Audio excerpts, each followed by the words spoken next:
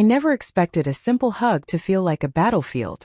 My name is Ethan, 31, and I like to think of myself as easygoing and approachable. Someone who wears his heart on his sleeve. But that morning with Chloe made me question everything I thought I knew about patience, pride, and human behavior. Chloe and I had worked together at Harper & Associates, a small marketing firm in downtown Austin, Texas, for about 2 years. She was sharp, quirky, and had this laugh that could make even Monday morning meetings bearable. I liked her instantly, not just for her energy or creativity, but for the way she noticed the small things. She remembered that I liked cinnamon in my coffee, that I played guitar on weekends, that my grandmother's old Labrador loved treats more than anything.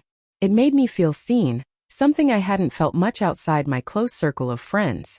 That Wednesday, the office was buzzing more than usual. The team had been preparing for a big client pitch all week, and tension hung in the air like thick fog. I'd stayed late the night before finalizing slides, and Chloe had sent me a quick text early that morning. "Thanks for helping me with the design draft. See you in the meeting." Just a simple message, but it gave me a small jolt of warmth. When I walked in, I spotted her by the coffee machine, juggling a stack of papers in her laptop bag. I smiled. She looked up and there was the usual spark, but something was off. She didn't return the smile fully, just gave a quick nod. I shrugged it off. Maybe she was stressed. As I approached, I extended my arms instinctively for a quick, friendly hug. The kind that says, "Hey, I've got your back." But she stepped back sharply, eyes wide, lips pressed into that thin line of someone bracing herself. Ethan," she said nervously. I can't right now." I froze. Not because I was embarrassed, but because something inside me twisted in confusion and a little disappointment. It was just a hug. Why did it feel like I'd been rejected by mistake? Like someone had suddenly erased all the moments we'd laughed together. All the casual camaraderie? I laughed softly, trying to ease the tension. "No worries," I said. "Work stress, huh?" She nodded quickly and moved away, gripping her papers tighter. I watched her go, a strange mixture of concern and frustration simmering inside me. The morning dragged on. The meeting went fine, and I tried to push the hug incident out of my head. By lunchtime, I had nearly convinced myself it was nothing, until the afternoon coffee break when she appeared again, holding a small envelope in her hand. My curiosity spiked. I approached. "Hey, Ethan," she said, her voice softer now, tinged with hesitation. I think I left this in your drawer yesterday. My card. It's my membership for the gym." I raised an eyebrow. Her card. After rejecting a hug. My mind raced, and for a moment I just stared, letting the tension settle in the space between us. This was the part where, in movies, someone would flinch, fumble, apologize profusely, or try to laugh it off awkwardly. But I didn't. Instead, I smiled gently. "You know," I said slowly, "you could have just asked me to hand it to you." I didn't want to make it confrontational. I wanted to see how she handled the quiet moment, whether she would mirror my calm, or let her embarrassment dictate her reaction. Chloe looked down, shifting her weight, fingers twisting the edge of the envelope. She mumbled something like, I didn't know." Her cheeks were pink, her hair falling slightly over one eye. It was a classic caught-off-guard stance, vulnerable and uncertain. And in that instant, I realized how much power lies in patience and composure, in refusing to let someone else's nervous energy throw you off balance. I handed her the card. Just like that.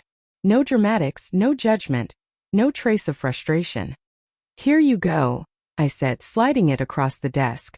She froze for a heartbeat, eyes flicking up to mine. Then she smiled, a hesitant, sheepish smile, and something shifted. But instead of leaving it there, I decided to push the subtle contrast a little further. "You know," I said softly, "I was going to hug you earlier, but maybe it's better we start with the card. It's a safer bet." Her laugh, quiet and nervous at first, then louder as it settled, filled the room. It was a small victory kind of laugh, one that felt like a key unlocking a door that had been slightly ajar but stubbornly closed. And for some reason, I realized how important it is to let moments breathe, to let people come to you rather than forcing gestures of connection. The tension between us melted slightly, replaced by a new dynamic. A subtle power shift, but not the kind meant to intimidate. This was different. This was mutual acknowledgement, a silent agreement that our connection didn't need to be rushed, that sometimes patience speaks louder than impulsive gestures. And yet, just when I thought the moment had passed, I noticed her glance lingering on me, a faint sparkle in her eyes that hadn't been there before. Something had shifted, something subtle but unmistakable. And I could feel the anticipation of what might happen next. The unpredictable human moment that keeps life interesting. The day went on, but my mind kept drifting back to Chloe. I told myself to focus on work, but the memory of that small, hesitant smile haunted me in the best possible way. Later, when most of the office had gone quiet, I noticed her walking toward the elevator. I was about to return to my desk when she stopped abruptly and glanced back at me. "Ethan," she began, hesitating. "I just wanted to say thanks for being so calm about this." I tilted my head, giving her a patient, neutral look. "Of course," I said simply. "No drama necessary, right?" Her eyes widened and I could see her internal debate unfolding. Do I apologize? Do I explain? Or do I just take the card and leave? Instead, she lingered. "I guess I overreacted earlier," she admitted softly, twisting the envelope in her hands. "I didn't mean to reject your hug like that. I've been really stressed and it was a bad moment." I smiled faintly, letting the silence stretch for just a beat longer. Not too long, but enough for her to feel the weight of her own words. "Stress happens," I said. "We all have those moments. But it's nice to see honesty too." Something in her expression shifted. Relief, embarrassment, maybe a little of both. She opened her mouth, paused, then said, "I didn't expect you to just take it so calmly. Most people would have reacted differently." That's when I leaned on what I'd learned from years of navigating human reactions. Subtlety beats confrontation every time. "Reaction," I said softly, "is a choice. Sometimes it's better to stay steady and let the situation reveal itself. That way, nobody loses face, and maybe the moment even becomes easier to handle." Her lips parted slightly, and for a second I saw that flicker of admiration. Something unspoken passing between us. She handed me the card again with a tentative smile. I took it, glanced down, then looked back up, letting my gaze hold hers just long enough to make the point without saying a word. "Calmness has power." "Thanks," she whispered, almost shyly. I nodded, a small smirk playing at the corner of my mouth. "Anytime, Chloe." And then it happened. She paused, took a careful breath, and before I could anticipate it, she leaned slightly forward like she was about to hug me, then stopped midway, hesitation still written across her face.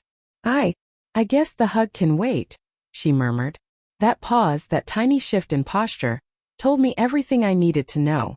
Her respect for boundaries, her acknowledgement of my composure, her recognition of the unexpected patience I'd shown. She wasn't embarrassed anymore. She was intrigued.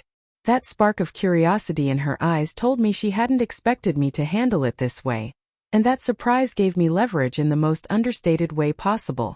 I smiled, let the moment linger, then turned slightly to head back to my desk. "Whenever you're ready," I said casually over my shoulder.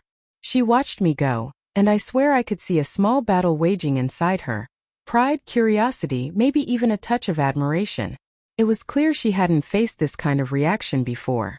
Most people would have rushed, reacted, apologized excessively, or tried to overcompensate. Not me.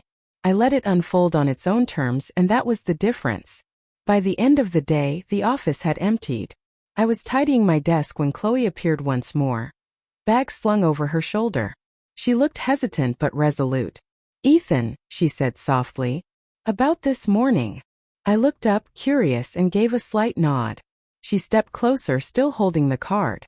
"I wanted to apologize properly for rejecting the hug, for making it awkward." I smiled warmly, letting the air between us feel calm and open. "Apology accepted," I said. "And don't worry, life's too short for awkward moments to linger. Let's just start fresh." Her eyes widened slightly, then softened. She handed me the card one last time. This time with a playful smirk that made my chest tighten. "Start fresh," she repeated. I nodded, a smile tugging at my lips. "Exactly. And who knows, maybe next time we'll skip the envelope and go straight to the hug." Her laugh, clear and unguarded this time, rang across the empty office. That small sound, lighter than any apology or explanation, made the tension of the morning dissolve completely. I realized then that reactions carry weight. Not just the words we say, but the calmness, the patience, the deliberate choice to respond rather than react. As she walked toward the elevator, I leaned back in my chair, smiling to myself. That small encounter had been a masterclass in subtlety, patience, and the quiet power of composure. Chloe might have rejected my hug that morning, but in the end, it was the way I handled it that left the real impression. And that impression, I suspected, would linger far longer than any awkward moment ever could. Because in life, sometimes the most shocking moments aren't the dramatic confrontations. They're the quiet, steady choices that catch people off guard, choices that say more about you than any words ever could. And in that moment, I understood something crucial. Calmness is rare, patience is powerful, and leaving a little space for others to recognize their own missteps can change everything. Chloe walked away that day carrying her gym card, and unknowingly, a newfound respect for the man who didn't rush, who didn't react, and who chose composure over chaos.